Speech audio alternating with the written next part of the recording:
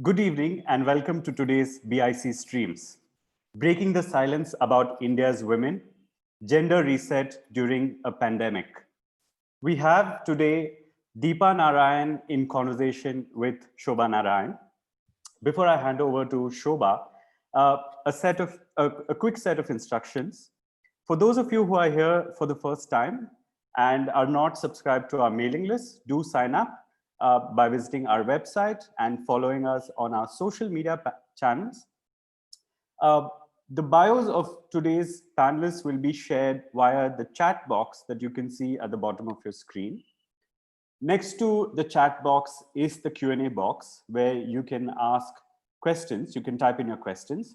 You can also upvote your questions. For those of you who are viewing this session on YouTube, you can post your questions in the comment section of YouTube, and we will ensure that it is asked in the room here. And with that, I hand over to Shoba. Welcome, everyone. Thank you, Raghu. And thank you for doing this, Deepa. Pleasure. I want to start by laying the stage a little bit. And I want to start with an anecdote, which comes from a man. And it comes in one of those chat rooms that happen after a talk. And the man says this after listening to a particularly inspiring TED talk, such as the one Deepa has given. He says, as a man, I want to play with my kids in public without being assumed that I'm a pedophile. As a man, I want to be able to open up about my emotions without feeling isolated. As a man, I want to be able to go with my kids to a park without having a woman say, oh, daddy is babysitting. I'm not babysitting, I'm a parent. And then the woman next to him says, congratulations, you have just described the patriarchy. And now this well-meaning man says, are you being sarcastic? And they say, no, we are not being sarcastic because what you have described is the consequence of patriarchy. Now, I am what is called a liberal feminist, by which I mean that I feel that patriarchy affects men as much as it affects women.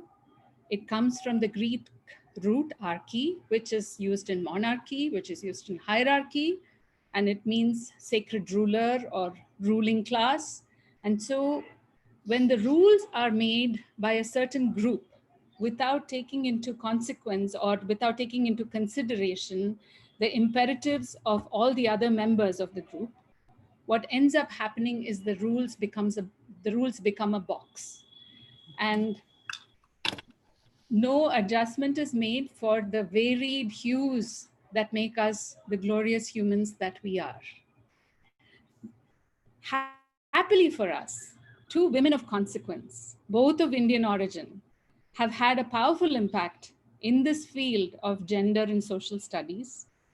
One is Deepa Narayan, with whom we'll be talking today, and the other is Mahazareen Banerjee, who was raised in Hyderabad and is now at Harvard and designed the implicit biases test, which if you haven't taken it, you should go and take it, because even those of us who consider ourselves gender neutral or liberal or well-meaning feminists, such as who I am, will be shocked at the amount of bias that we hold within us. And Deepa is with us from Washington, I believe, and she's seeing her own version of the race biases that are permeating the society there. But before I turn to Deepa, I want to tell you about her book. I have a well-marked, well-thumbed, read many times copy, and it's brilliant because it is accessible, it is breezy in the best meaning of the term, in that you can sit down and read it in one sitting, which I have done. You can make notes, and it's full of quotable quotes, such as, and it comes from the field. She's clearly she's gone around, talked to countless women, and there's one of my favorites says, women smile to be liked, women smile to please, men smile when they are pleased. And then the table of contents include women's feelings about the body, women's feelings about being silenced, the voice, the chokehold, women's feelings about sexuality, women's feelings about power or the lack thereof.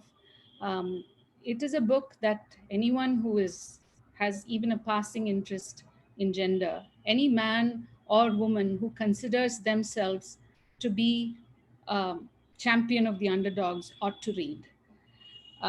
So thank you for writing this, Deepa.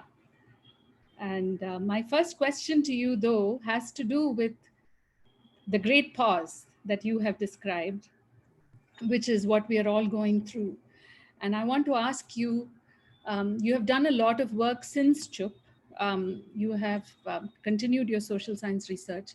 And I want to ask you, where was the trajectory for women going? And what are the good and bad things that will happen as a result of COVID-19? Thank you. Shoba, I have to first tell you that I'm very moved by your introduction. I've been giving many talks over the years, and yours has been the most thoughtful, beautiful introduction that I've ever heard in talking about chips. So thank you very much. I think before I go on to the trajectory, I'd like to pick up a couple of points from your introduction itself, because I think it's really, really important. The introduction and the story about the man. So when I started doing the book, it was an accidental book. It wasn't a planned book. I was just curious about young people's thinking after the Nirbhaya rape. And I came upon, I don't know how it happened, but I started asking what became a root question, which is, what does it mean to be a good woman or a good man today?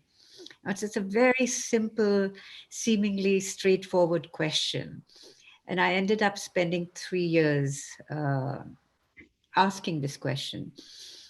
And I asked men as well as women, precisely because we're locked into this behavioral set that is punishing women and punishing men. And it clearly punishes women more than it punishes men.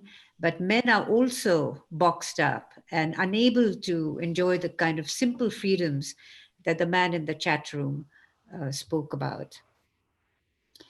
When I was doing the book, Women's Stories, and as you said, it's not about shoulds, it's not about how we should be, but it's about how we are. And I had done 2 years of research before that in the rural areas with poor people. And I didn't include that in the research for a very, very simple reason. And that is because when we talk about, if I had mixed up poor people's views with the educated middle class, women like us, our families, we would have escaped once more and assumed that everything is fine in our families or with us, and it's the problem of gender inequality is out there in poor people. So I think that's also a very, very important reason. So I hope the reason I focus just on our families is that we wouldn't have an escape clause, that we would be forced to look at ourselves with compassion, without judgment, because I do feel that if we blame and attack, there is no change. And so my next book will be on men, on masculinity, which I finally returned to for exactly the reasons that you've spoken about. So thank you for packing in so much in your brief introduction. Now on the trajectory, I think there's possibility of change in the world in the directions we'd like, which is to make it more humane, caring, kind, and compassionate. But it's not a given. So the possibility is for it there being more conscious caring. And by that, I mean women are trained to care. In fact, in the book, I talk about compulsive caring. Women become caring machines. And if you look at it in numbers, economists call it the care work.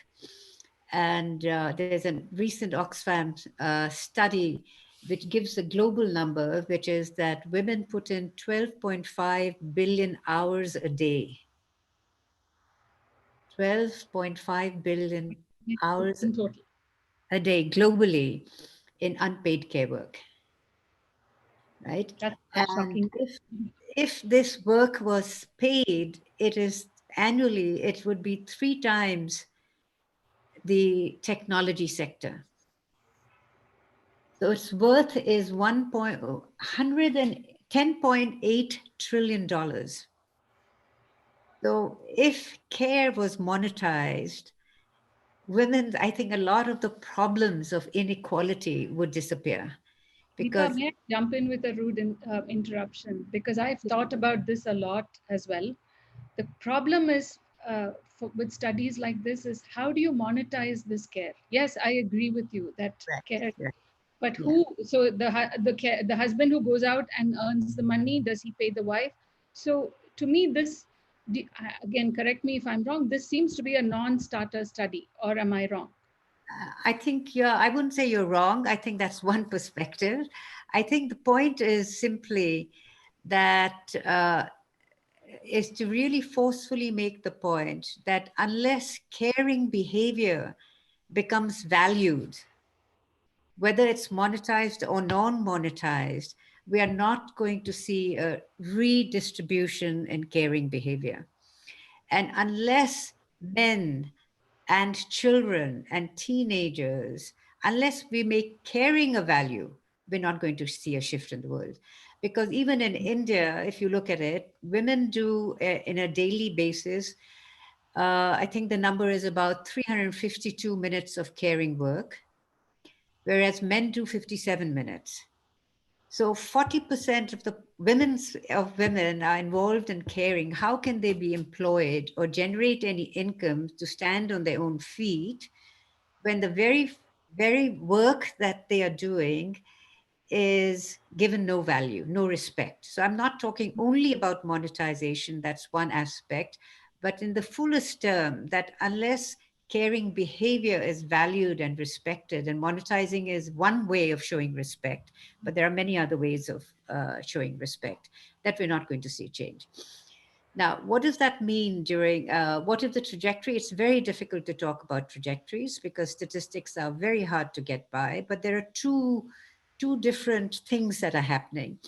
One is there's a very clearly, again, all based on anecdotal evidence as well as the number of calls at helplines, that domestic violence is going up.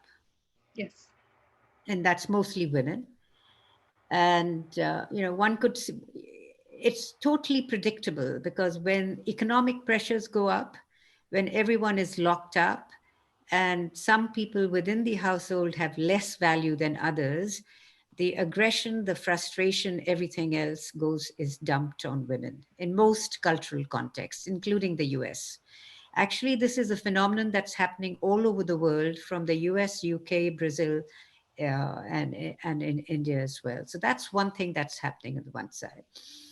And I think the policy responses have been slow in India. Just putting helplines is important, but not enough. We need shelters, we need quick action. And the second is that men, particularly in the middle and upper classes, despite the fact that domestic help and help with cooking, etc., is so available, are stepping more into the kitchen and stepping more into childcare because they're all at home. And they may even love it, and they may discover that they love it.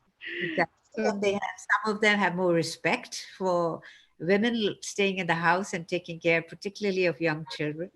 So there's that issue too. Now, which one is going to, whether this behavior of more equal sharing in the household, and the reason it's important is that when the burden is on women, they cannot take on the kinds of jobs that they would like to, because someone has to look after if they're kids, someone has to worry about the children, etc. So I think that's which way it will go, I don't know. And that's why I think this conversation is important, because if we become conscious about it, we need to have conversations of the kind that we're having to encourage men and for women to make space. The last thing I would say in this, in some other discussions I've had, is particularly young women say that men should see how burdened we are and automatically share in housework and childcare, etc. Why do we have to ask?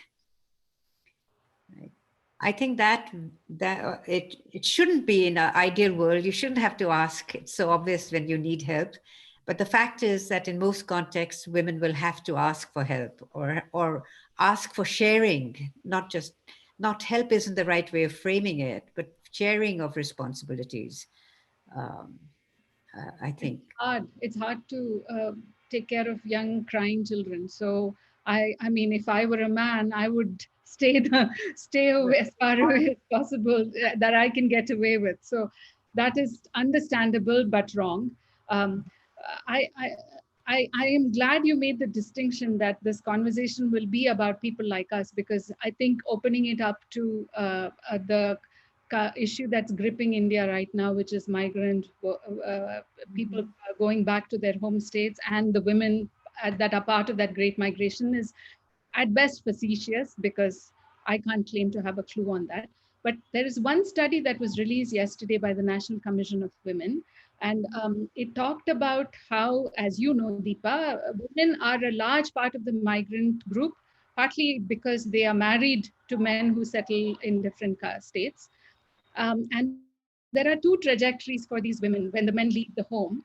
And some women get empowered because there is no man around to take her to the bank or run the finances. And some women still stay the same. And the distinction was the family sieve, as you point out so many times in your book, which is women who are stuck within patriarchal homes, which is probably why they love to leave the state and love to leave their setting. They are still getting permissions to go out, whereas women who are left alone generally empower themselves and seize the power. So I would love to hear your thoughts on people like us, as it were. A question that haunts me on a daily basis is, let's say as a woman, you're not going to be handed power. How do you seize power? How do, in your example, the powerful one that you open with, what are things that a woman needs to do to seize the power? Team sports is one example you give in your book. Start young, play I sports. think I think the two things happen. I think two things are important, and one we don't talk about. One is fear. It's feeling your fear and knowing you're afraid, and knowing that everyone else also feels the fear. So that there's nothing abnormal, there's nothing wrong, because if you've been trained, for example, not to speak up, when you start speaking up in a context in which you usually keep quiet, fear is going to come up. So, knowing that, preparing for it, and befriending the fear is really, really important. And secondly, practice speaking up, asking for raising issues within the family. I'll give you a very small example. I'm starting this research project on masculinity, and one of the young students from Chennai called me and said she was dropping out because of family issues. So I asked her what it was, and she said her father's has some problems, so she'll be going to the hospital because the mother and grandmother would be high risk, so she would be the one taking the father. So I said, well, let's work this out because this is a period of stress. Are you really interested in the work? She said yes. So I encouraged her then to have a conversation with her mother whether she would be able to take 4 hours a day rather than 8 hours a day to do her work, which would help her sanity. And she hadn't thought about that. And now, why is that important? It's expectation setting. Because in our Indian context, I know in my own family, when someone is ill, we all feel if you're not hanging around, you're not showing caring. So if you go off in your room and do your own work for 2 hours, people may say she doesn't care. So if you start setting expectations and open up a conversation that you don't have usually, I think it releases and frees up everyone and at least brings things out in the open. And then there's a possibility to negotiate. So I think negotiation, the give and take in any family or in any collective is so important. And most of us haven't been trained in that. And how do you train yourself is by starting. Yeah. But as a woman, should I feel angry that a man can just declare his intent and carry on? And as a woman, I have to get buy-in from all the members of the family? Or should I just accept it and say, you know what, that's the way the cards are played, suck it up and move on? Yeah, I think that's a very individual question. I know for myself, there have been times when I've been very angry, and other times I just feel, this is how it is. Where do I want to spend my energy? Do I want to spend my energy being angry, or do I want to spend my time moving on and doing what I want? And do I want to teach others a lesson, or do I just want to get on with my life? So I think these are all very individual, temperamental. You have to decide. And I think anger is great if it moves you to action. Otherwise, it's dissipated energy, life energy. And sometimes it is self-inflicted. Like there's this wonderful example in Deepa's book about how her husband and her take turns to choose a hotel, and her husband seems like a wonderful guy, and it's her turn to choose the place they're going to spend the night on a road trip. And her instinct is to build consensus. Her instinct is to ask her husband. So, Exactly. which Yeah, leads to the higher point, which is that women become poor decision makers. And I saw so much of myself in you, because I think a term that a friend used is that women are over socialized. We are trained to maintain harmony. We are trained to please, and we like it. And it's really hard to get out of that situation. exactly. There is one situation, and forgive the plug for the BIC, because I find that when in a group, in a committee, there are at least as many women as there are men, then women tend to behave like themselves. So the BIC program committee, for example, which decides on programs such as this one, has a significant number of women. And then women's styles, which is the sing-song way of speaking, jumping from subject to subject, doesn't get discounted as, oh, irrational, illogical, all of that stuff. Brilliant. Exactly. And the research bears you out very well. Yes. All the management literature shows that in boardrooms, when a woman if there's only one woman, she generally doesn't speak up, and then she gets judged if she speaks up. And if she's quiet, she's also judged as not showing leadership. So Yes. both ways, it's a mess. So it's wonderful when the energy shifts and there are more women, and they can be heard in their own way. I want to come back to voice, because in your book you talk about how speaking up is the hardest thing for women. Speaking in a way that doesn't end with a question, speaking in a way that is declarative, and as you say, it is not about being selfish. It is about owning yourself. What are some things you have done personally, Deepa, to claim that power, to claim that self? Yeah, it's been a long journey. A couple of the earliest memories that come up is that because I was taught to be quiet, I used to have a lot of conversations in my mind. And when I was very young, like 17, 18, I didn't realize that I wasn't speaking up. So I had this divide of being intellectually very free in the classroom, but in social context, I wouldn't be. And so it was just practice by saying, I'm going to speak up. I know I'm afraid to speak up. And for example, in a meeting, the longer I wait, the more afraid I get because the fear builds up. So I would just decide beforehand, with as soon as the question time opens, I'm going to raise my hand and keep my hand raised till I'm called upon, because otherwise you do this thing. Put your hand and when the person is not looking, you pull it down. So we know And the ourselves really covered well. certificate, yeah. Right. We know ourselves really well. So we need to pick one behavior that we don't like in ourselves or that we want to change, and start with little things. And those little things build up, because the moment you experience success and, hey, I asked the question and it wasn't the most brilliant question, but I did it. And the next time your heart is not beating so fast and you ask, you're more poised. And then then your heart stops racing and then it's mundane. You don't need to do that. Then you practice it in something else in a different way. So I've become very big on identifying behaviors, everyday behaviors that we want to change. And it's our responsibility, which reminds me of one other thing, Shoba, that you brought up. when women say "jaane do" in Hindi, let it go. What's the point of speaking up, right? That's very easy to do, but the shadow side of that, or the dark side of that, is we are protecting ourselves, or we've protected ourselves from the consequences of speaking up, right? Or Which is to consequences. be belittled or disagreed with or put Exactly. down. Exactly. We hide from taking a risk.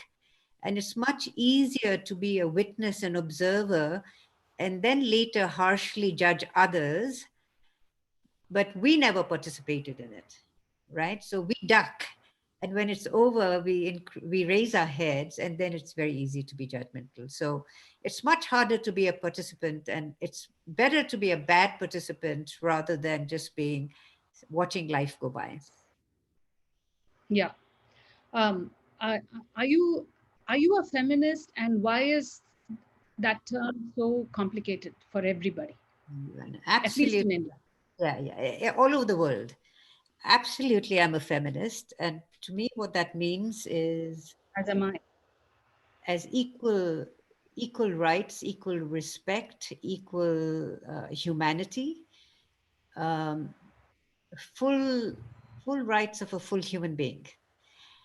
I think the Yeah. word feminism, I've thought a lot about this. I think any word that we come up with that's associated with women's rights or equality in an unequal world will get bastardized very quickly because it serves the existing unequal distribution of power. It serves patriarchy to make it look bad.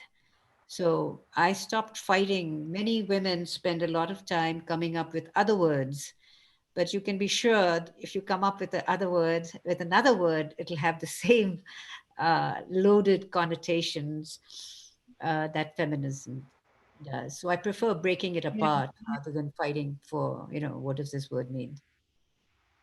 I'm a feminist who doesn't hate men, who wears lipsticks and high heels, not for the men, but for myself. I mean, that's, but so in the Indian context, when we cannot separate the individual from the family, um, what are some measures that you have seen that are successful deployment of women's rights? Is it buy-in, which is what you began speaking about, which is get the Yeah. patriarch involved on in your side? I think it comes back to, I think the two most powerful uh, um tools for change, except when we're dealing with violence, as we're seeing now, is listening and talking, conversation. So repeat your. So I think I said in in the the Indian family and context, patriarchy, I and we, yeah. yeah, So in the there was book, this meme going around about white feminists and how they've made the term not so great for Black women. So I think feminism is a is a big swath. yeah, In India, as you see, there are many Indias, and the India that the woman who comes and helps me at home, her India is very different. She's an exactly. empowered, wage earning woman, but as you say, it's very different from people like us. Yeah. So my I think, question was, what are some tactics that yeah, apply in India very well? yeah. I'll talk again about middle class families, middle class and upper class families. One is women becoming very aware of their minimum needs or maximum. What are the non-negotiables in their life? And the earlier they start talking and becoming clear about this, the more important it is, rather than waiting after marriage and then putting demands on. So in the book, I give this example of, so when you get married, and in India, in many families, we still be, unless the job of the man or the woman takes them to another city, still live with their parents. And then how do you manage that small collective where the two generations may have very different expectations? So I have this wonderful example in this book about Indian, it's actually from Bangalore, a woman who's an engineer, and her boyfriend or fiance came from a very traditional family, And she was very clear that she didn't want to live with with her in-laws. And so she negotiated for 2 years and would talk to the mother and talk to the father, but the mother was really the issue.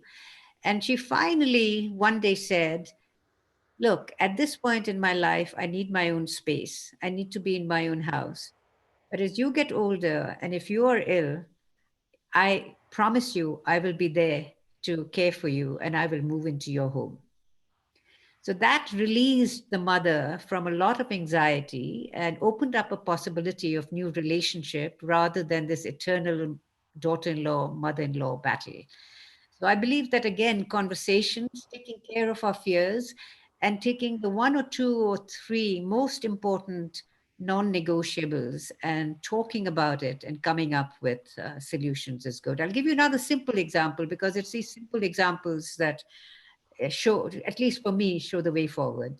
In one family, there was always a fight about going to the movies between the mother-in-law and the daughter-in-law. Everyone was working except except the grandparents who had retired by then. So every time the young daughter-in-law and a couple wanted to go out for a movie, the mother-in-law would say, I'm coming. And so the daughter-in-law got very frustrated and said, fine, I won't go. There's another solution. That's one. When you're angry, you say, okay, I'm going to punish myself by not going, and I'm going to punish you because you're telling me not to go. So now we have two miserable people, plus the husband, and the men are affected, of course. What's another solution? Another solution could be for them to talk and say, for the daughter-in-law to say, look, I need some time. I love the time we spent together, but I need some time alone with my husband. And I like to go for movies, and I like to go to English movies, which you don't understand or you don't like. I'll go out. I want to go out, and maybe every other week or once a month, we'll all go out together. But other times, I want to go out alone because this is the only time we have to go out. She may not be perfectly happy, but you're expanding the happiness rather than expanding the misery. Yes. So, But this is a very important point, Deepa, because I think, sorry, go ahead. I'm so sorry. No, go ahead. I said this is a very important point because I think that if you asked middle-aged Indian women, what do you want? What is a non-negotiable? A lot of people, certainly in my generation, we are not even trained to think like that. And if you asked my kids, both boys and girls, what do you want from life? What are the non-negotiables? These are big questions that I don't know. But I think the self-reflection is what you are suggesting, is figure out what are two or three things that matter and work around everything else is what you are suggesting. It's one way of looking. And the second way, second tool is we are not taught to express our needs and desires without dumping on another person. Yeah. Yeah. So if we can ask cleanly, it goes a long ways. No, but Deepa, I thought about this too when I read your book about how come men get to dump on women and women are not allowed to dump. And if they dump, they are thought as, oh, she's a shrew, she's having her monthly stuff. And how come? So then the solution, do you train the men or do you say, everybody gets to dump and let it be a free for all? I think then we come back to, what kind of society do we want, or what kind of people do we want to be optimists or pessimists? And I think optimism and caring and expanding that pie of happiness is really important. I think your point on it is an unfair world, and men have had it good in many ways because they don't even understand most of the times that the freedoms they take for granted that women have to fight for. There's a huge gap there. So, absolutely, it's unfair. And absolutely, at times, it's totally enraging. And by us speaking up, in a sense, it also forces the men to change. And then we have to talk to our men and they have to change. Otherwise, you're going to see in India more and more single households, single women households, as you see. One shocking statistic, and these are very important demographic trends that talk about that reflect the fact that women are changing and our men are not changing. So in the US, around 70% of households are single individual households. In India, it's 5%, less than 5%. I don't know if it's good or bad, but it's No, a I think shocking disparity. it's frightening because human beings, we know from neuroscience, we know from evolutionary biology that human beings are wired for connection. Yes, of course. And it's how do we nurture these human relations and connections that I think is going to determine whether a society will prosper or fail. And the US, what you're seeing magnified at a societal level right now is the fact that they have not been able to nurture human bonds and connections across races. In India, we see it in caste, we see it hugely in gender. Gender is a huge issue in the US as well. So it's not the case that these are Indian issues, these are global issues. 1 in 3 women worldwide gets beaten up. 1 in 3, and mostly by Yeah, partners. mostly. And you are in Washington, D.C., and you are in the state where the great jumper on Twitter who gets to say whatever he likes, like a child, and doesn't seek harmony in anything. Yeah. But I want to come back to a topic that you raise in your book about power. And um, so here we are. I think we have to take the men along. There is no there's no cleavage. What in your mind is a good way for society to partner in this gender um, issue? I think the two Because things. we are at the end of the day, we are removing privileges from men. We can say that we are feminists who like men, who love men, all of that, but at the end of the day, it is so if I were a man, I would be pissed. I'd be like, I'm losing all my privileges here. So what how do you see that going forward? I think I'd like to link two things. One, in talking to hundreds of men as well as women, and I'm talking about the educated classes, but actually it was even true when I spoke to men in villages. I traveled, spent about 2 years talking to self-help groups and insisted on talking to the men and the policemen and the male officials, not just the women, etc. I think there are two things that are important. One is that just about every man and every woman I've spoken to, whether it's in Delhi, Bangalore, or Mumbai, say they believe in gender equality and respect for women, right? The issue is, what does that mean? How does that translate, right? And I think that's where the problems, or that's where the discussion or conversation needs to happen. Second is that unless men get involved, particularly in corporations and businesses, leadership, unless men get involved in taking a very strong stand and then acting upon promoting women, giving women, bringing in women directors, etc., this quest for change is going to drag on for centuries, and we're not going to see. And why is that a bad thing for men? Why should men do it? Okay, let me just address that issue, which is that when we think, we have to really explore what power means. I think right now, power is in most people's minds, is the power to make decisions and particularly impose them on others. Right? So a patriarchy is where one guy is in charge and rules the roost, whether it's within the family or a corporation. By any definition, that's a very, very limited definition of power or understanding of power. So we need to expand and really explore what power means. What kind of power do we want to be associated with, both men and women? Because if you talk to men, most men don't want to use force, but it's about the only power that they've associated with being powerful. So I think there needs to be a deep discussion on what power means. It's not just power over, but power to do something, and power with, which is the collective power that I was talking about earlier. So within a family, uh, when all is said and done, and when there's conflict, it's the father who becomes the, as Bush famously said, decider, right? The decision maker. There's no reason why men and women can't be involved in that thing. And women need to assert themselves so that men make space and not just push back. Instinct, because of deep training, and I think this may be less deep in the younger women, is Yes. to avoid conflict Yes.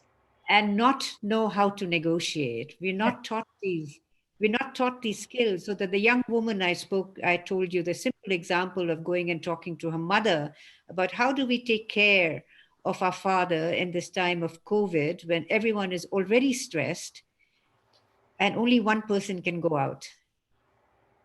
So if you outline it cleanly and clearly, then there are new possibilities. And I believe that's possible in every family.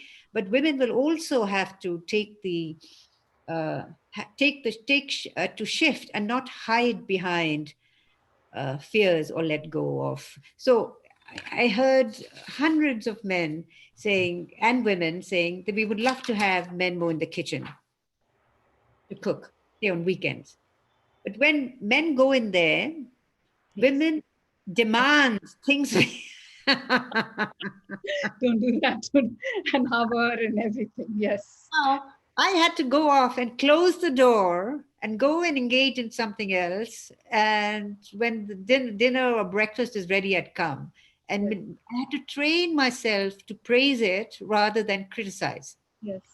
So Did these you? are very small examples, but you can blow them up into big examples, and it's the same um underlying feelings and behaviors that come out. So we have to retrain My ourselves. yes. Please go My ahead. cousin, my cousin in New Jersey said she has a boy in preschool, and she said, "You know what? The worst part is that my son wants to wear nail polish. He's 3 years old. He's 4 years old, and he goes to school and he's mocked. So I guess in a way, um, gender. When we talk gender, it is only it's usually applied only to women, but in a way, it's about everybody flowering, male Yeah. and female temperaments and personalities. You know, men like to cook, men like to draw the column in the front of the house in India.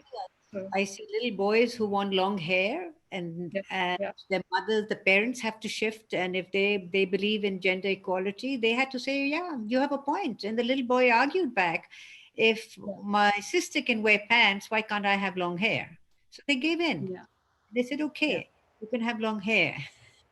So, so we have to manage our fears so that there's not an automatic intergeneration transfer of fears to the next generation. Correct. My friend Sri Srinivasan, who is in New York, once decided he would not join any panel which did not have a woman. He would not be part of an all. I mean, it's a Good small for him. thing, but I think it's a very tangible thing, which segues into the other area, Deepa, which is the entrepreneur slash corporate world. And you have an example in your book where you say if a female a woman, if a woman pitches for venture capitalists to venture capitalists, the chances of her getting funding are much lower than men, which is well known. So in the corporate world, you seem to say that male bosses have to do the work. Is that what am I reading it right, or are there other ways? I think, and I'm saying male bosses cannot be off the hook, because the fact is that if you look even at the CEO list now, it's just 5% of women are Hmm. CEOs, right? So Hmm. unless there's true leadership from the top to bring about these changes of a humane and equal work environment where everyone feels safe, it's not going to happen. You're going to end up with HR. Everyone has co-opted the language, but the structural changes are not happening. So you have HR departments who when a woman complains of sexual harassment, take the worst case, say just be quiet, or you'll be the one who'll have a difficult time, right? Mm. Or I've seen it I saw an article, this was about 5-7 years ago in Hindustan Times, where they said, yes, we're doing gender equality. The women are going to choose the paint in their rest areas. So how do you actually translate it into action is actually uh, not a complicated question, but you've got to have the right people at the table, including lots of women and men, not just older men, the younger men, to figure this out. So then once you have participatory decision making, you have more buy-in. And in the process of making decisions, we all change. Yeah. And so how do you get buy-in? How do you convince male company heads to say you need more women in your company? Why By would everybody? The mask is meritocracy. Everybody says we choose the best candidate. Um, and No, but now there are changes in policies, and I would use the changes in policies as the entry point. So, for example, there's now a requirement that there be, I think, at least 2 women directors in companies, and that's been slow in implementation, but it's there. So, I would use the rules. India is very progressive in rules and regulations. So, use the rules and regulations to make it come alive, and then one has no change happens easily, and then one needs firmness. But I've seen, whether it's in the World Bank or other organizations, and since male leaders has been the norm, if a male leader makes it a requirement, change happens. Because at the end of the day, managers at each level want to please the managers at the higher level, the bosses at the higher level, then it happens. It's like the policy in India on at the village level, the panchayats, where it's 1/3 women leadership. And the research is very clear, and these have been large case control research studies, that by the second generation or the third round of women leaders being elected, not only are women themselves being affected, but men have started seeing and children have started seeing that women can be great leaders. And that is using a rule to bring about change. And in deep patriarchy, unless these formal rules change, we're not going to see a sea change. But changing the rules doesn't guarantee the change. Then there has to be great momentum and support in making that come real. I was in preparation for this talk. I was looking at history to see if there were great spurts of development after the great pause, like you called it, like the suffragette movement or the Bengali Renaissance and the abolishment of sati. I couldn't find a clear link. I mean, everybody benefits, and so do the women. I think now the most interesting countries are China, India, and the US, where how women's gender issues will play out. China just passed a big law on anti-sexual harassment. The US is, tell us about the US, Deepa. Where is it? So if you compare countries, and please pick your countries, where is India in the balance, in the weighing scale relative to Yeah, others? I think India. If I think of the gender equality indices, of which there are several, including the one by the World Economic Forum and the Human Development Indicators. India, in terms of gender equality, as measured by these indicators, is actually falling behind. The ranks are getting worse each year, not better. And I think that is a source of great concern.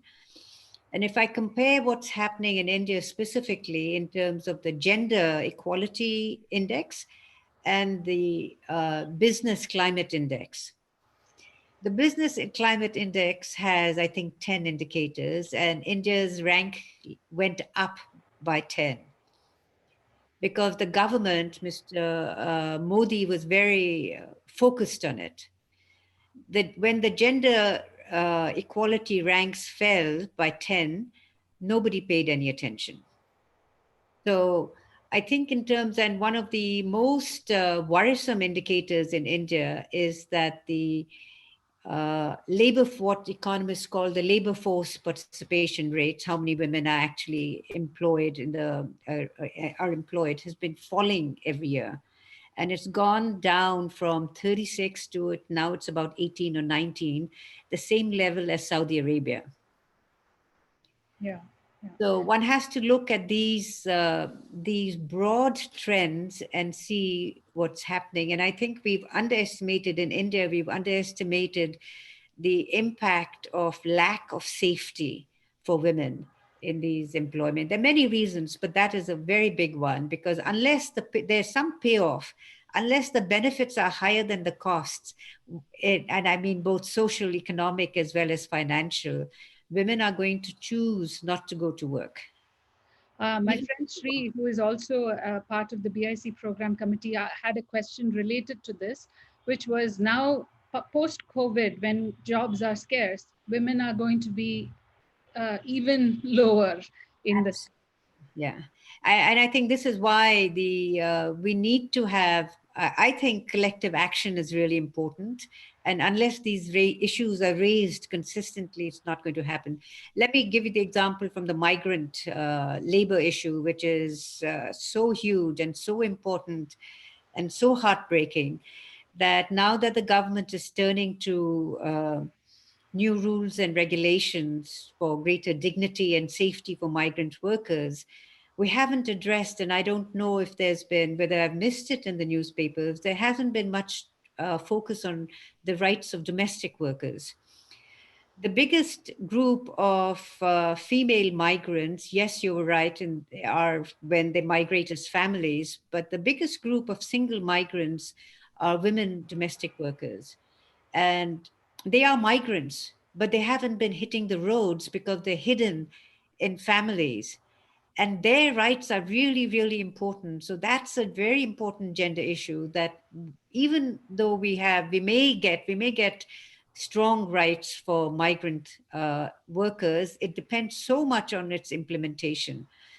And because they deal with contractors, and we've had migrant labor laws before, but they haven't been implemented. So whether it's in distribution of food, whether it's in distribution of other resources, we've got to Mm. look at everything through a gender lens. And someone in your Mm. question and answer also asked about women's workloads increasing during COVID and greater expectations of women doing even more. It's absolutely true. Mm. Even on Zoom calls, we have to monitor behavior, because the same behaviors which silenced women in a real life conversation will continue to silence or women be ignored even in a Zoom call. And I've seen this happen. So I think we have to be very alert, and we have to build alliances with each other as well as with men and have this collective conversation. I read a study somewhere where men interrupt each other all the time, but if a man interrupts a woman, it takes her a few seconds to build up the courage to come back and speak again. So the reflex is not as fast, unless, as you say, women amplify each other, and as she said, which is what they do in Silicon Valley. I I want to ask you about that. Or that, Shoba, another thing that works very well, whether it's in a small meeting or as Mr. Obama did at a press conference with his press corps, is you can change the group dynamics by saying, okay, if it's true that women take longer to speak up and men are always ready with a question, the first 5 speakers are going to be women. And you just pause till a woman raises her hand. It changes everyone's consciousness. And the happy thing is that all of us are trained to behave like men. But at some point, if there are enough women, the narrative shifts. So, one of my favorite podcasts is Planet Money. And women hosts there speak in exactly the voice that I tell my daughter, or I train myself not to speak, which is the sing song, high toned women's voice. I tell myself and I tell my daughter, speak in a flat tone, make declarative sentences. But they've just, because of their success, they have changed the narrative. And in any meeting, like you say, if there are more women, the narrative changes and it is accepted. Yeah. I want to segue to solutions, Deepa, because you and your book is about solutions. It's just overwhelming, the issues linked to gender. It's like poverty. It is not an easy answer. And I keep asking myself, what are the one or two things or three things that can have high impact? My daughter works for Apple in in the Bay Area, and her solution, her one-line solution is you just increase the number of women, you increase the hires, and that's it. Everything else will have a cascading effect. Would you agree? And do you have any, I wouldn't say simple, but easy to digest solutions? Because otherwise I it's, think he's partially right, but unless we change the culture, a culture of an organization, a culture of families or society, it will not make a difference. And let me give you a simple example. Uh, Patriarchy distorts even the basic economic laws of supply and demand. yes, we Fit in talked a about that. patriarchal. I mean, think of women, right? We said, okay, whatever is scarce has higher value. So when because of selective abortion, there are now fewer women, fewer girls than boys. Have the value of girls gone up? No, it hasn't. So I would say your daughter is partially right. That absolutely the case that when there are more women on the streets, when there are more women in the buses, when there are more women in boardrooms, things change, but it's still not automatic. So the Yeah. studies have shown that they rise up to mid-management levels and then there's a plateau. Because if your mindset tells you that a woman is not a good leader or will not pay attention to her, attention will be divided to family and work, they're not going to be automatic. They will not be promoted to the next level unless there are rules and unless you make it a requirement that equal numbers of women have to be promoted to men. Mm, And when that becomes a requirement, the initial response is always, oh, well, there are no qualified candidates. That's bullshit. When you go out and look for qualified candidates and you mentor them in the same way that you've mentored men, the world changes. And I've seen this over and over again. The World Bank now has women at the MD level, and the productivity has not gone down. Everything that the men at the time of transition said, um, it didn't happen. but changing culture is behavioral modification on a scale that is again very overwhelming, Deepa, because there is no India. Okay, since we have decided we will only speak about people like us, which I think is a very sensible way. How do you change even middle class culture or upper middle class culture to accommodate or Yeah. even the word accommodate is a question mark. Yeah. How do you how do I, we accommodate women? how, how do we how do we accommodate adjusting women? Yes, who rebel in harmony in the household. Oh After God. I wrote the book, I've had hundreds of women write in and ask this question: how do we change and how do we bring about Yeah, change? yeah, And I think I take a lesson out of my work in community development. I worked for years and years at the community level, at the village level almost. And it's by forming groups, small groups, and groups grow into networks, and networks immediately draw attention because every politician wants the influence of your network, as voters. And so I created something called Chup Circles, which yes, is a way for women to come together in small groups, and anyone can initiate it. We've developed a curriculum. I'm now focusing on men doing the same things and to start conversations in families and at work. And it's yeah, through these small circles that, if everyone belonged to a circle that makes sense to them, yeah. then you start changing the culture. And I I think families is, again, starting small, changes the culture is, I mean, what are we talking about? We're really talking about shifting from one person being the decision maker, right, which is usually the man, to all of us having a say yes, the decisions. You can practice this with 5-year-olds. It's not complicated. But yes. you have to value other people's opinions. You have to even think of asking the question, what do you want? my takeaway from your book was slightly different. My takeaway was teach young girls to have an opinion, teach young girls to realize that I mean, most people don't know what they want. They don't know how Yeah, to ask. So even that is a first step of figuring out who you want, what you want, you know. I exactly. interviewed Nandan Nilekani a long time ago, and one of the things, startling things, this was years, decades ago, a decade ago, and one of the things he said was, I go every few months, I go into a room by myself and I just write about what I want for the next few years, and it's pretty much on my own. I don't know women who can do that, who can just sit by themselves and not factor in, oh, but my mother-in-law, but this elder, but the husband, but the child. What do you want? You know, that's a good place to start, I think. And the Yeah, sports, the team sports, you have said it in your book, and I read it in a New Yorker article, that it's a great way to get girls to work in a team and not have all the angsty stuff that we go through. So my two solutions would be get the girl to play team sports and get yeah, her to ask. yeah. Um, When my daughter was small, first we were overseas and then we were in the US.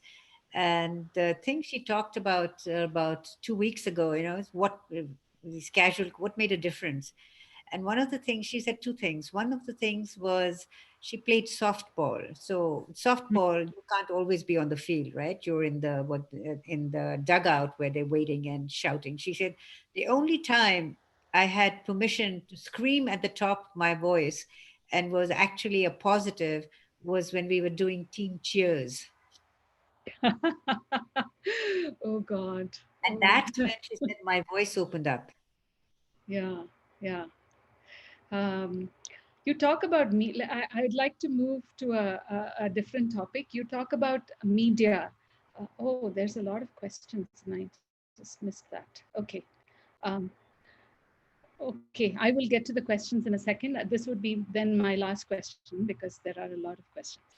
So, Deepa, I have been watching Kannada films, Mhm. and there is a famous actor called Yash in Karnataka. And there's a dialogue in a film called Mr. and Mrs. Ramachari. And this dialogue goes thus. He says, Dost, women, men are like cell phones and women are like water. If the cell phone falls in a bucket of water, the cell phone gets hurt.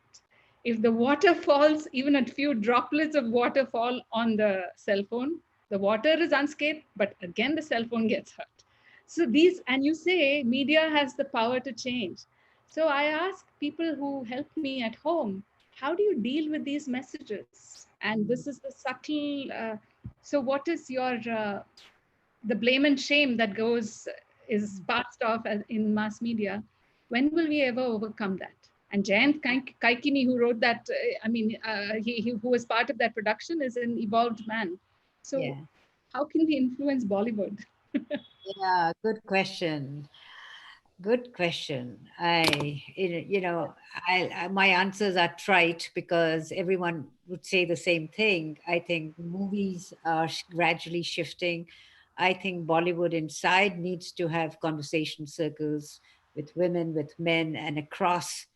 I also think that um, it's very easy to get overwhelmed by how much needs to change and so start in one place. So for example, in one of the I did a talk at Cannes last year as part of how do we bring about change in the film industry, not just in India, globally. And I came up with two ideas. One is that each film has becomes there's a bunch of workers who are going to be working together for the next 8 months, 1 year, 2 years, however long you did. Why not have a contract that during the duration of this filmmaking, these are the behaviors that are expected of men, and these are the behavioral contracts is what a behavioral promise of Yes, during that period. yes, And then when you leave from there, something sticks yes, and it starts a conversation. yeah, And so each of these nodes, if they start shifting, you'll see a cultural shift. mm, A culture shift is nothing but lots of people changing their behavior, yes. Like right?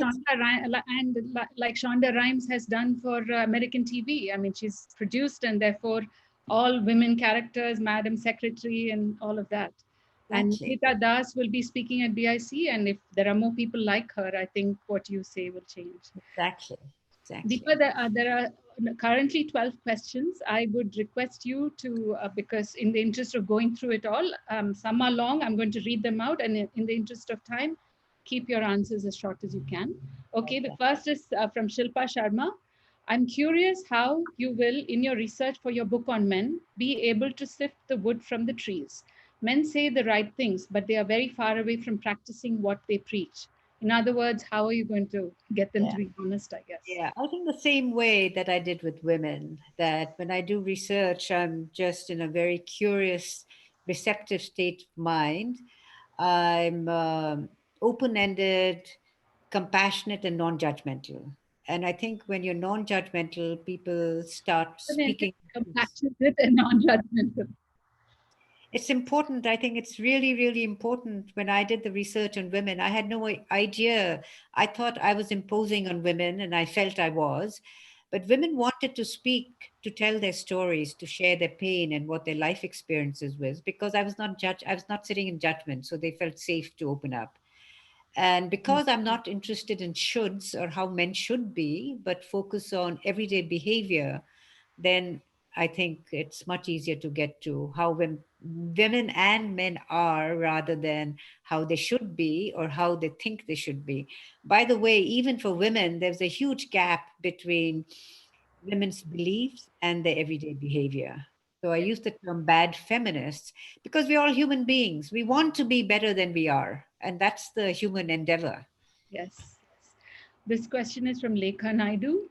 Chup is my new Bible, and it has informed my work in gender so much. Thank you for publishing it.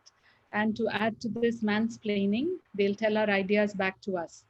Who will take the onus of behavioral change programs? We don't even have a women's commission in the states doing the role of implementing policies. How can we, so the crux is this, how can we host a CHUP circle? We would love to do it. So what are the logistics of it? Just write to us. Send me I think the email address is chupcircles@gmail.com. Yeah. Just write to us at gmail.com. Just write to us, and my research coordinator will be in touch with you. In fact, some of the people we've trained are in Bangalore. So if you're in Bangalore, it would be very easy to set up. And the idea is to empower women to run their own circles, and we would provide some training. This question is from Aparna Sivaraman. Along with respecting care, shouldn't we also speak about how the responsibilities need to be shifted and shared? Absolutely, you're right on. It is, I'm talking about redistributed responsibilities for care work. I agree completely. Anjali Varma, in the urban space, women judge women all the time. This puts enormous pressure on them to fit in and say the right things and do culturally accepted things. Do you think this will change with the millennials and the next generation, Generation Z? It's not automatic at all. I think we've been too taken in by external changes, and we think the world has changed, which is exactly what men were saying to me. But then why are you doing the book? Younger women have already changed. But they haven't, because it's the internal conditioning that hasn't changed. They may have more degrees of freedom, absolutely.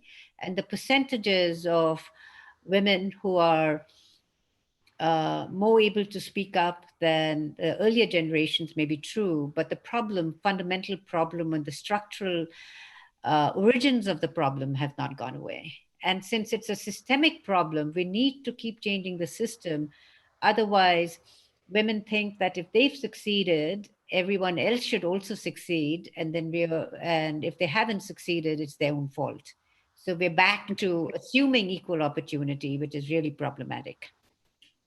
Just quickly, let me ask a follow up to that. I don't think judging is a gender thing, and I want you to correct me if I'm wrong. I think it's a personality thing. I think to say that women judge other women, is that actually, it gets said a lot, but is that a gender thing or a It personality? is. It is a gender thing, and it's important to understand the reason. Hmm. So, habit 5, I talk about social isolation, and habit 5 is about women not trusting women. Now, think about a power system where man is in charge, and then there are five women under him, right? And they're all oppressed in different ways. If those women are oppressed and they turn to each other and form an alliance, and they're five against one, the power imbalance becomes shaky and maybe toppled. So it is within this cultural system absolutely critical to make sure one woman bites another. I'm exaggerating, that these women do not unite. And so this is part of our training. When I did the interviews, young women, 19-year-olds were saying they've told their mothers not to meet with other women because women are not trustworthy. Hmm. And they are learning, they have been trained, and it's being repeated generation after generation that women are not trustworthy. And we don't talk about it because, as feminists, it makes us look so bad. But unless we talk about it and we understand why we behave this way, there's no hope of changing the behavior. We'll be just like the men, we'll be saying the right things, but how we behave will not change. This is a question from Anjana Mangalgiri, and this is two questions. A recent study showed that the lockdown has not brought men to share the household work. Rather, women's work has increased manifold, supervising children's online schooling, attending to the demands from the husband, suffer domestic violence, which we know has spiked over this lockdown. Secondly, when men engage in household work, there seems to be a hierarchy in the nature of work. For instance, they will prefer to chef around in the kitchen rather than do the dishes. Sweeping and swabbing are considered lowly tasks. In other words, all the work otherwise done by domestic help, the lowest value, is done relegated to the women. So I think it is a statement. I don't know what is. I don't think it's a question. I think it's a valid statement. Um, a question from Sri: can we start in early childhood? Socialization within the family and the school setting has to be consistent and provide role models, which is what. Absolutely. And we are good at passing new curriculum, as Delhi schools have done, has a gender curriculum now. But unless you really train the teachers really well, it's not going to shift behaviors, because the women and the men are going to say one thing and do another thing. So it's important to really retrain the adults who work with children. And again, as Shobha said, and as I've written in the book, asking for, what do you want? Do you want to wear the red dress or the pink dress or the blue dress, or do you want to wear a dress at all? Asking kids questions really helps them grow their thinking, and that's what it's all about. Yes. In Deepa's book, there's this lovely example of her asking her mother, where do you want to go for dinner? And the mother says, I don't know, it doesn't matter. And then Deepa pushes and pushes and pushes. And now she asks binary questions. She says, do you want Italian or do you want Indian? And I think for all of you who have daughters who don't take decisions, who don't know how to answer questions like this, please train them to take charge of of their needs, really. A question from Shoba We Raghunathan. can Do you laugh, we think, can laugh at ourselves, right? We should laugh at ourselves rather than always taking it so seriously, because then you won't beat yourselves up. yes, that's a great point. And your book is very light. It is not heavy. Question from Shoba Raghunathan. Do you think women's professional groups with the intent to promote women, bring opportunity and role models make sense in this day and age when we are talking more about inclusion rather than just diversity? I see many women shy away from only women's group because of the associated perception with them. And this really riles me too. Many women don't say, "Oh, I'm not a feminist. I think everybody should be given equal opportunity." But Yeah, so, what yeah. about for professional women's group is the question. I mean, should women join them? Are they useless? Absolutely, it's essential. I again go back to my experiences. I mean, before the World Bank, I really didn't have a career, and I intended to be there for 1 year, was there for many years. It's that when the women started organizing into regional networks, the managers started taking notice, and it's the power of numbers. You've got to play the numbers game. And when you know other women have your back rather than will be the one who will be pulling you down, it gives tremendous confidence, and everyone starts to shift. So I think it's Yeah. very important to have professional women's organizations. at this point in history. Is it time for a playbook of do's and don'ts in all organizations, regardless of size? If you're talking That is, about, and yeah, I think that we're actually walking in a cultural vacuum. I think Me Too movement created an opening, and there hasn't been. So on the one hand, clearly sexual harassment of any kind is absolutely, it's non-negotiable, has to be a no-no, and you need to define all the behaviors that go into sexual harassment. On the other hand, just as I was talking about earlier, that we need behavioral promises. And so do's and don'ts are behavioral promises. And if you clarify that and there's buy-in and you have people, there'll be jokes, etc. But people are looking for guidance. And the more educated you are, the more embarrassing it is to say, I don't know. I don't know how to, operate in a way that's gender equal. So we need to have guidance, and we need to make it matter of fact. And my basic assumption going out is that we're all gender biased, the issue that you started with, because we're all part of a dysfunctional cultural system. So if you take the shame out of it and say, okay, how do we do this together? How do we invent this culture so it's uh, fair and respectful to all? Then you may do it with some excitement rather than, oh my God, another gender training which won't change anything. how do we deal with the problem of feminization of the job market? I don't understand this question. I don't understand. I think if you think about if you're talking about health workers at the low level or teachers, etc., you can be assured that salaries will be very low. There'll be very few benefits. Yeah. So again, unions are an answer, but unions also can become dysfunctional and get to a point where they become the problem rather than the solution in providing quality care and human costs. So I would just say that. So we have about 5 minutes. I have a last question, but do you have any last thoughts that you would like to talk about that I haven't raised? Um, I mean, just talking to you has been amazing. I think there are so many, we can make this problem really huge, and it is huge, or we can uh, bring it down to bite sizes and bring about change. I think there's no excuse for any one of us to sit and do nothing, whether it's a man or a woman. We've got to be part of the change process in whatever way we can. And those of us who are in powerful places, it's really important to use our positions to bring about the changes for a more equal and more a fairer and more respectful world for all. Um, we cannot be, it pains me that we're in the 21st century and we see such inhumanity and cruelty still. And I think this problem of the migrant workers in India is cruelty on a mass scale and uh, lack of policy provision and acting quickly. Yeah. So I have been a feminist since I was in college, and I have developed some tricks to catch myself in terms of the behavioral modifications you advocate.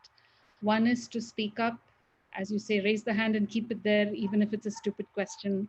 And when you and often you beat yourself up for it afterwards. The other is to amplify other female voices. And the other is to call out in small ways when there is gender inequality without being an ass about it. Are there tips that you what's your playbook? Oh, one more question. And please think about what's your playbook? What do you follow? What are some easy to do tips that you talked about fear in overcoming it, but uh, Jyotsna Srivatsava, I wonder how many men attended this webinar. Would that be a reflection on men's attitude towards this concern for women? Which is a larger question of really how do you get the men involved? And yeah.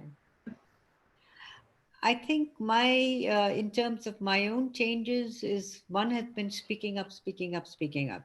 In every forum, speaking up, despite the fear, speaking up. Second is, even when I doubt my opinion, still expressing it, because that's another part of it that, we think we don't value ourselves in the way we're very smart and intelligent. So keep boosting your confidence and do whatever it takes to so you feel confident, so you can express your opinion. And I think the other one is related to that. Learn to have an opinion. Yeah.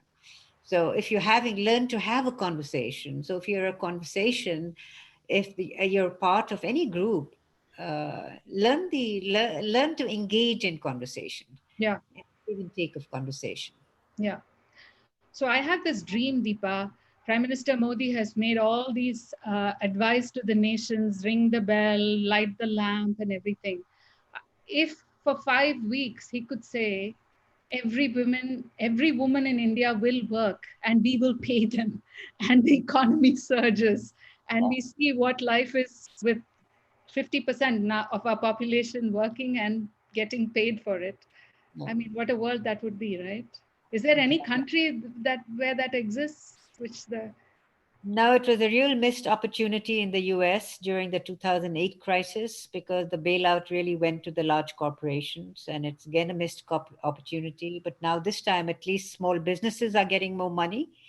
But I think putting money in the hands of women the world over, the evidence is so clear that the money gets used wisely, not just for on behalf of the whole family and children.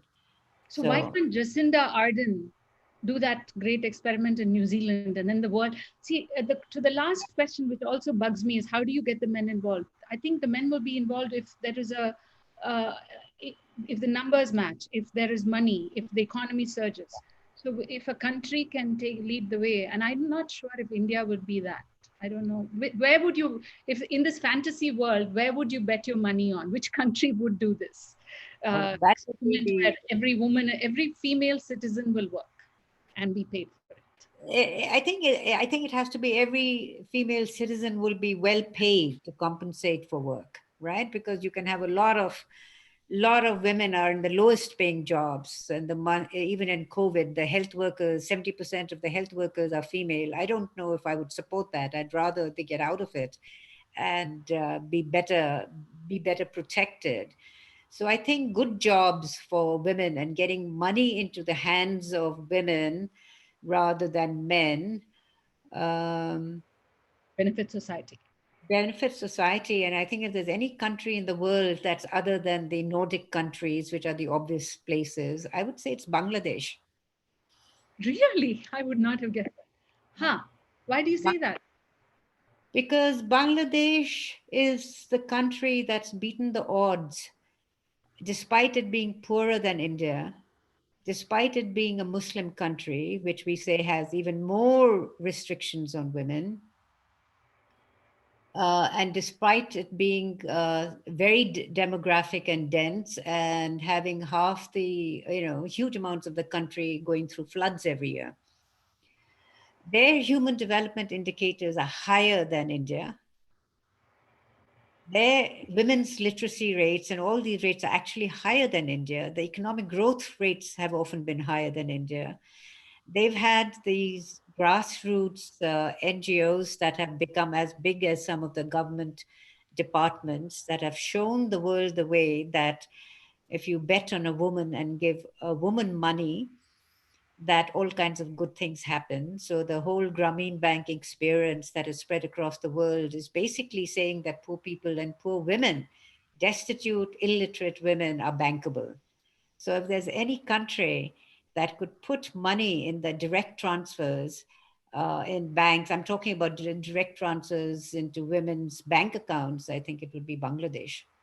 And that would be really a powerful example in the world, because Bangladesh is still considered by so many as the basket case of the world, and Hmm. still makes news only when there are terrible fires in its garment factories, etc. So I think there's more hope in Bangladesh doing it than India. So on that happy note, we should all become Bangladesh. But Deepa, thank you for talking to us. Thank you for your book. And I cannot wait to read your book on masculinity. I'm eager to read. It'll be a while, but it's coming. Thank you so much for Thank, having me. Thank you Pleasure. so much, Deepa. Thank you so much, Shoba. Thank you so much, audiences, for joining us. Hope to see you at our next session. Thank you.